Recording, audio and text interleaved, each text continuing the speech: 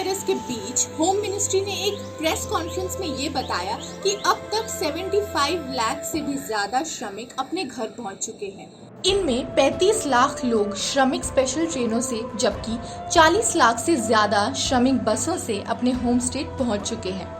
मगर इन आंकड़ों के बावजूद कई तस्वीरों और रिपोर्ट्स में ये देखने को मिला कि मजदूर पैदल ही अपने घर की ओर बढ़ते जा रहे हैं और कई जगहों में ट्रक भर के खुद ही पैसे देकर अपने वापसी का हिसाब करते जा रहे हैं। अब लॉकडाउन के चौथे चरण में ज्यादा से ज्यादा माइग्रेंट वर्कर्स अपने अपने घरों के लिए निकल चुके हैं। ऐसे में कर्नाटका गवर्नमेंट ने एक वेब पोर्टल लॉन्च किया जिसका नाम है सेवा सिंधु। इस वेब पोर्टल के थ्रू एक ई पास जारी किया जाएगा जो कर्नाटका स्टेट में एंट्री के लिए या कर्नाटका स्टेट से बाहर जा रहे लोगों के लिए मैंडेटरी है।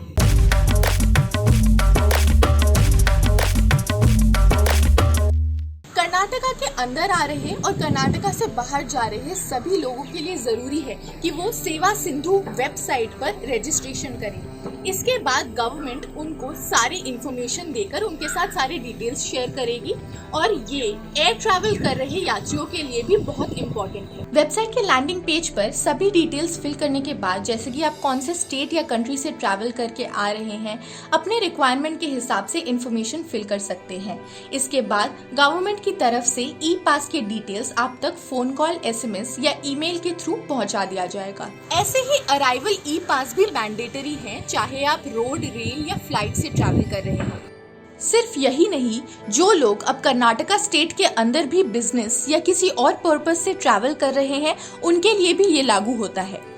कर्नाटका गवर्नमेंट ने एक standard operating procedure SOP interstate passengers के लिए इशू करवाया, जिसके मुताबिक वापस आ रहे लोगों को कर्नाटका के बॉर्डर चेक पोस्ट पर ही अपना ई पास दिखाना होगा और अगर किसी के पास ये ई पास नहीं है तो उन्हें कर्नाटका स्टेट में घुसने के लिए परमिशन नहीं मिलेगी। शनिवार को स्टेट गवर्नमेंट की तरफ से आए एक स्टेटमेंट में ये भी साफ कर दिया गया कि 6 राज्यों से आ रहे लोगों के लिए ये ई पास और 14 दिन का क्वारंटाइन भी मैंडेटरी है। इस 14 दिन के क्वारंटाइन को 2 हिस्सों में बांटा गया है, 7 दिन का इंस्टीट्यूशनल क्वारंटाइन और 7 दिन का होम क्वारंटाइन। ये महाराष्ट्र, दिल्ली, गुजरात, तमिलनाडु, राजस्थान और मध्य प्रदेश से आ रहे यात्रियों पर अप्लाई होगा। इसके बाद 1.9 लाख से भी ज्यादा रिक्वेस्ट किए गए कर्नाटका में ई पास के जरिए एंट्री के लिए। उनमें से 66.53% रिक्वेस्ट ही अप्रूव किए गए। ये मेनली उन लोगों की तरफ से आए जो दूसरे स्टेट्स में फंसे हुए हैं और ये मेनली बैंगलोर और उसके आसपास के अर्बन एरियाज के लिए किए गए। स्टेट वाइज 67,518 रिटर्न रिक्वेस्ट किए गए जो सिर्फ महाराष्ट्र में फंसे लोगों की तरफ से आए। इसके अलावा 29,308 रिक्वेस्ट आंध्र प्रदेश में फंसे लोगों की तरफ से आए और 27,743 रिक्वेस्ट तमिलनाडु में फंसे लोगों की तरफ से आए। एक सीनियर ऑफिशियल ने ये कहा कि ये approval first come first serve basis पर ही दिए जा रहे हैं और ये भी अकाउंट में लिया जा रहा है कि कौन से डिस्ट्रिक्ट में कितनी कैपेसिटी है इंस्टीट्यूशनल क्वारंटाइन की फैसिलिटी देने के लिए।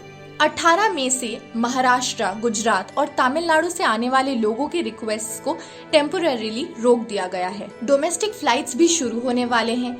ऐसे में बढ़ते कोरोना वायरस के आंकड़े के बीच स्टेट वाइज एक प्रॉपर रेगुलेशन बहुत जरूरी हो जाता है। महाराष्ट्र में सबसे ज्यादा, उसके बाद तमिलनाडु, गुजरात, दिल्ली, राजस्थान और मध्य प्रदेश में कोरोना वायरस के बढ़ते केसेस को देखते हुए इन शहरों से ट्रैवल कर रहे लोगों के लिए स्ट्रिक्ट रेगुलेशन का पालन किया जा रहा है।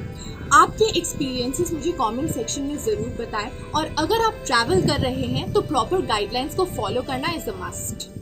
ABP न्यूज आपको रखे आगे।